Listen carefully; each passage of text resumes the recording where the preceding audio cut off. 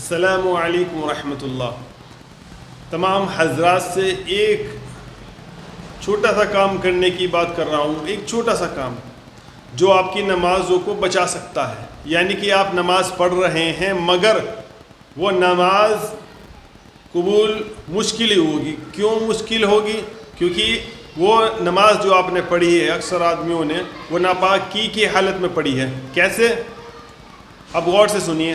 جب آپ مسجد کے اندر جاتے ہیں اکثر لوگ پیشاب کی لائن لگا دیتے ہیں، ٹھیک ہے، اور جلدی بازی میں پیشاب کرتے ہیں، اور پیشاب کرنے کے بعد جو استنجا کرنے کے بعد واپس وضو کرنے بیٹھتے ہیں، ان کا کچھ نہ کچھ قطرہ بہہ جاتا ہے، یہاں تک کہ نماز میں کھڑے کھڑے بھی شاید کوئی قطرہ بہہ جاتا ہو۔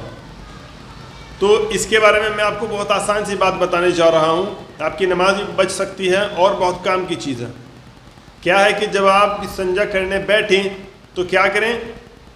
استنجا کرنے کے بعد ایک دفعہ دھونے کے بعد واپس کھڑے ہو جائیں اور پھر واپس بیٹھ جائیں، اس کے بعد پھر استنجا دھوئیں۔ اگر جو کوئی قطرہ نسوں میں کہیں رکا ہوا ہو، جیسے جینس پینٹ پہنتے ہیں اس کے اندر کہیں نہ کہیں نسیں دب جاتی ہیں اور وہ قطرہ بعد میں بہتا ہے، تو ایک تو جب آپ اٹھ کے بیٹھیں گے تو قطرہ جو اٹکا ہوگا وہ نکل جائے گا۔ دوسری بات، اکثر لوگ باغ ایک چھوٹی چیز کو بھولتے ہیں، کیا کہ بعد میں بھی قطرہ بہہ سکتا ہے، کیونکہ کمزوریاں اس دور کے بچوں کے اندر بہت کمزوریاں آ گئی ہیں، بڑوں کے اندر بھی۔ تو سب سے بہتر چیز یہ ہے بڑوں بچوں سب کے لیے کہ آپ 2-4 ٹیشو پیپر اپنی جیب میں رکھیں۔ 30-35 روپے کا پیکٹ آتا ہے، اسے اپنی جیب کے اندر رکھیں، اور جب پیشاب کرنے جائیں، جب آپ فارغ ہو لیں، بیٹھ کے اٹھ جائیں، دھو لیں، اس کے بعد 1-2 ٹیشو پیپر کو استنجے پہ لگا لیں، سمجھ گئے؟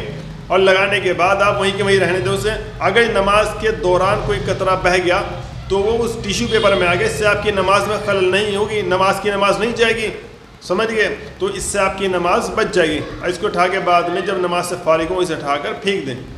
تو بہت آسان سا عمل بتا رہا ہوں، یاد رکھیے ٹیشو پیپر، اور دوسروں کو بھی یہ بات بتائیں کہ وہ بھی اس طریقے سے عمل کرے۔ کوئی مشکل نہیں، بہت آسان ہے۔